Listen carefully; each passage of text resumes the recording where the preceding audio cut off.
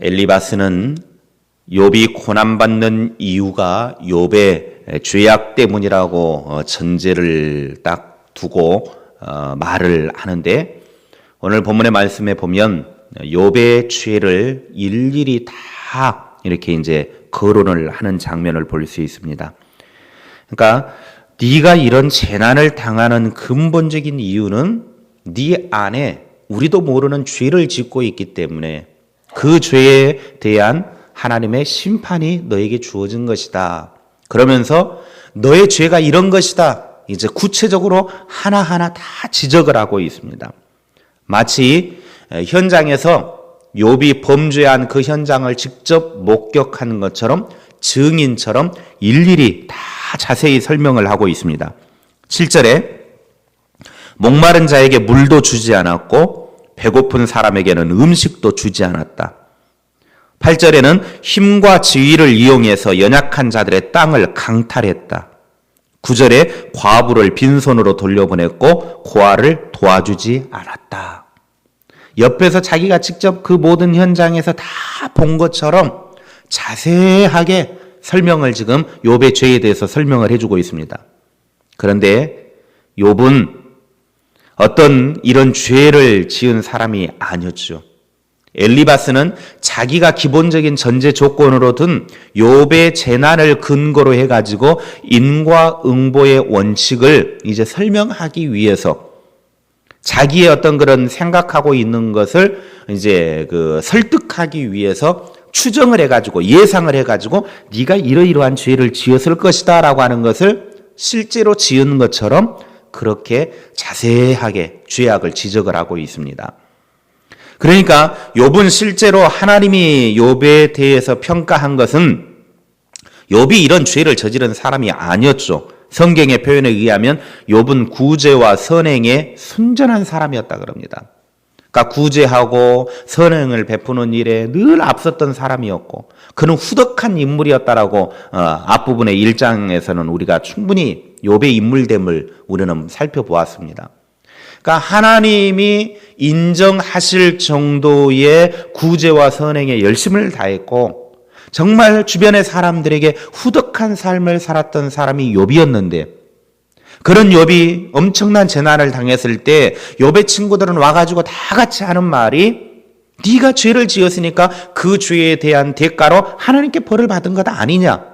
우리한테는 그럴듯하게 정말 후덕한 사람인 것처럼, 정직한 사람인 것처럼, 의인인 것처럼 말하지만 다 보여주는 것만 그런 것이지 너 뒤에 가서 속은 다 썩어 있지 않느냐.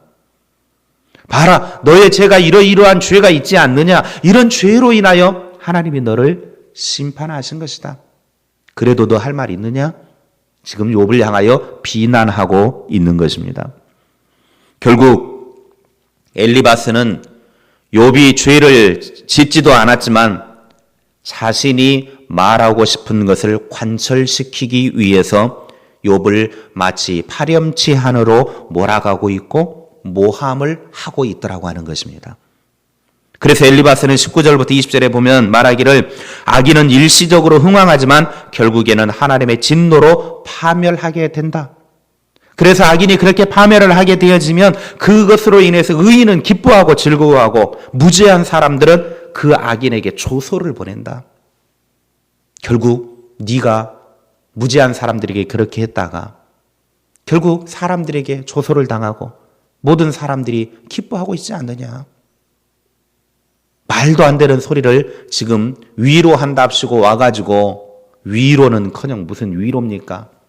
오히려 사람을 더 힘들게 하고 있고, 위로가 아니라 이거는 오히려 더 사람을 죽이는 말을 하고 있더라고 하는 것이죠.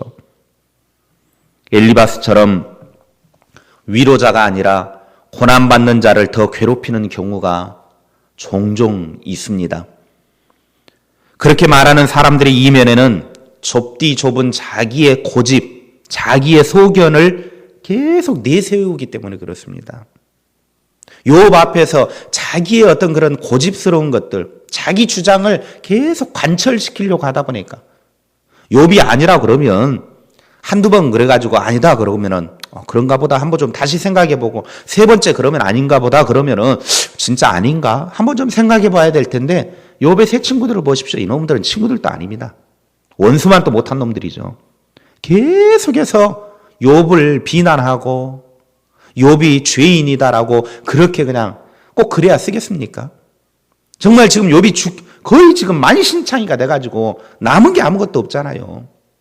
기껏해봐야 남은 게 지금 몸뚱이 생명만 지금 남아있는 이런 상황에 고통 가운데 있는 사람에게 와가지고 계속해서 너 망할 놈이다, 너 심판받은 것이다, 너 벌 받은 것이다, 그렇게 꼭 와서 말해야 되겠습니까?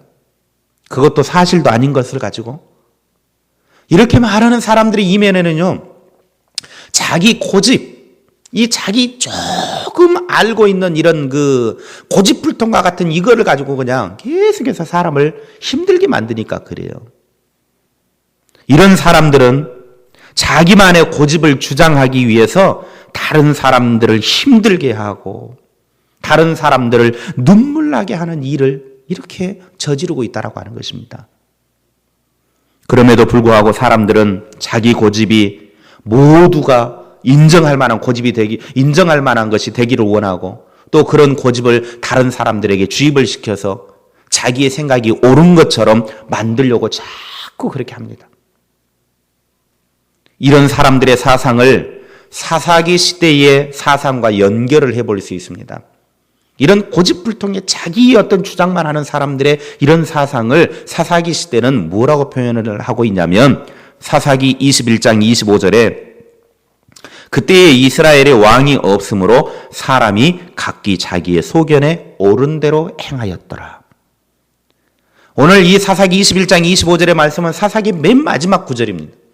그러니까 사사기 그 사사시대의 사람들의 생각의 근본적인 생각은 뭐였냐면, 그 당시의 모든 사람들의 생각은 각기 자기 소견에 옳은 대로 행한 시대였습니다.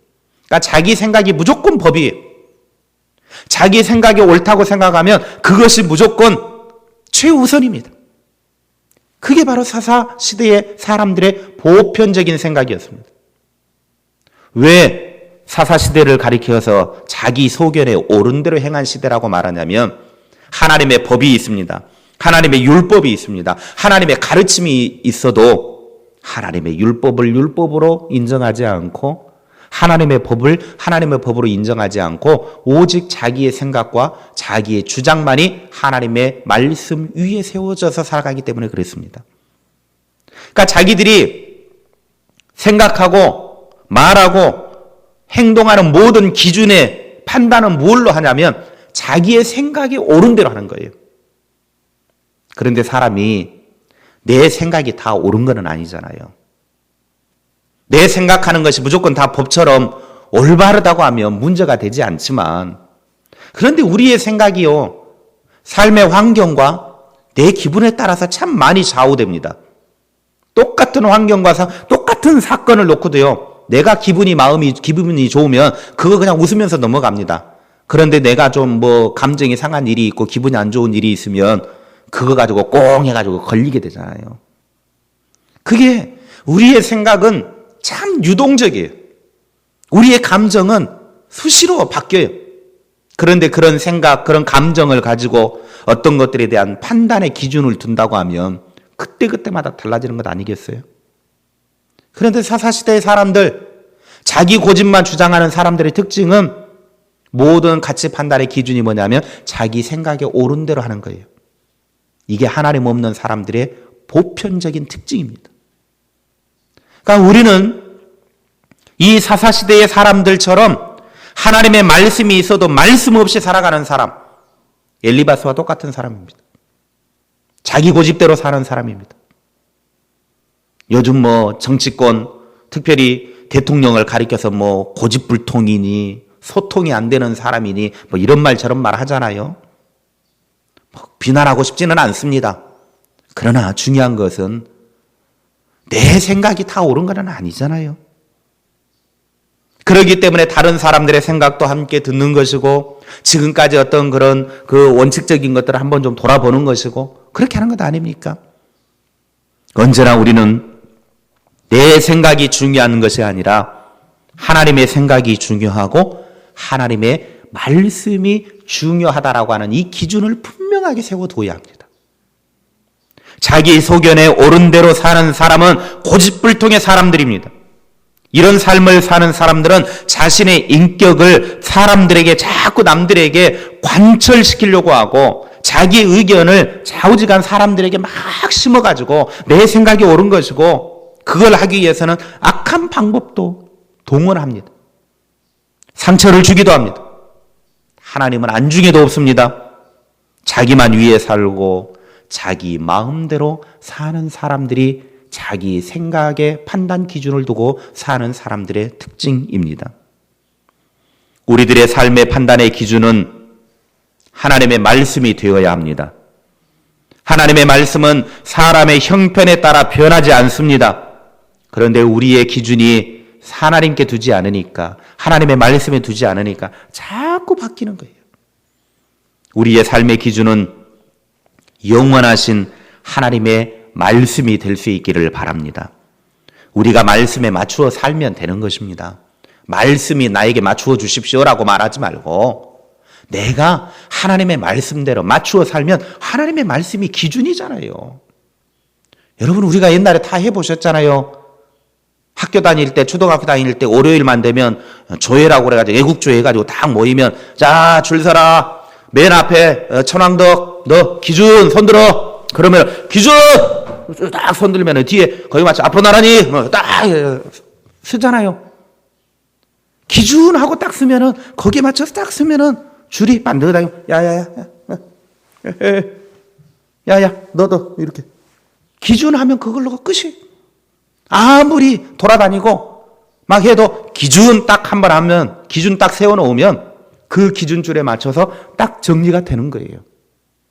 우리의 삶의 기준이 하나님의 말씀이 딱 기준이 되면 아무리 방황하다가도 말씀의 기준 딱 하면 말씀 앞에 돌아오면 딱 정리가 돼요. 왜? 하나님의 말씀은 흔들리지 않기 때문에, 명확하기 때문에. 그런데 말씀의 기준을 세워두지 않으니까 이리 방황하고 저리 방황하고 이리 흔들리고 저리 쓰러지고 계속해서 그렇게 되어지는 것이 반복이 되어지는 거예요. 왜? 영원한 것에 기준을 두지 않으니까 삶의 현상이 그렇게 나타나는 것입니다. 예전에 기준이라고 하는 아주 좋은 예화를 제가 말씀드린 적이 있습니다. 무슨 말이냐면 사람 3명과 개 1마리가 달리기 시합을 했잖아요. 그런데 한 사람은 개보다 빨리 들어왔고 한 사람은 개하고 같이 들어왔고 또 한 사람은 개보다 늦게 들어왔습니다. 그랬더니 이제 꼬리 지점에 다 통과하고 난 다음에 시상식을 하는데 사회자가 이렇게 말하죠. 모든 사람에게 소개를 하는데 개만 또 못한 분이십니다. 소개를 하고. 또 한 사람한테는 개 같은 놈입니다. 개 같은 분입니다. 소개를 하고. 그 다음에 또 한 사람한테는 개보다 더한 분이 왔습니다. 하고 이 3사람을 소개시켜 주시더라고요. 여러분, 왜 이런 일이 발생했습니까? 개한테 기준을 두니까 그런 현상이 발생하는 거예요. 개하고 달리기에서 이겼다고 개보다 더한 분이고, 개하고 같이 들어왔다고 개 같은 분이고, 개보다 늦게 들어왔다고 개보다 못한 분이라고 그렇게 소개를 하고 있더라는 거예요. 기준을 어디에 두느냐? 개한테 기준을 두니까, 강아지한테 기준을 두니까 사람이 개 같은 사람이 되는 거예요. 개 좀 이겼다고 개보다 더한 사람이라고 평가받는 거예요. 우리의 기준을 어디에 두느냐 정말 중요한 것입니다. 무엇을 기준으로 하느냐에 따라서 사람의 평가는 달라지게 되어져 있습니다. 기준이 흔들리면 안 됩니다. 늘 하나님의 말씀이 기준이 된다면 우리는 갈등할 필요도 없고 다툴 필요도 없습니다. 모든 삶의 기준이 하나님의 말씀이 된다면 어떤 판단도 나쁠 것이 없는 너무나 좋은 결과를 가져오고 말 것입니다. 세상에 가서 아무리 찾아 헤매보아도 우리의 기준은 주님밖에 없습니다. 세상에 가서 내 기준이 될 만한 것 가서 찾아보세요. 아무리 찾아보아도 주님 외에는 우리의 참된 삶의 기준은 없습니다. 하나님이 원칙이 되고 말씀이 원칙이 되어 하나님의 자녀답게 살아가는 우리 모두가 됩시다. 언제나 말씀이 우리의 생각을 다스려야 합니다. 말씀이 우리의 행동을 다스려야 합니다. 말씀이 우리의 마음을 다스리게 해야 합니다. 잠언 30장 5절, 하나님께서 말씀하시는 것은 의심할 것 하나 없이 진실하지 않더냐. 하나님을 의지하며 기대어 사는 이들은 하나님께서 그 어떤 위험도 막아주신다 말씀하셨습니다. 하나님의 말씀을 믿고 의지하며 사는 사람을 하나님께서는 위험 속에서도 막아주시고 방패가 되어주시고 보호자가 되어주신다고 약속하셨습니다. 그러므로 내 생각이 아닌 하나님의 말씀이 기준이 되어 거기에 맞추며 살아가는 우리 모두가 되어질 수 있기를 주님의 이름으로 축복합니다.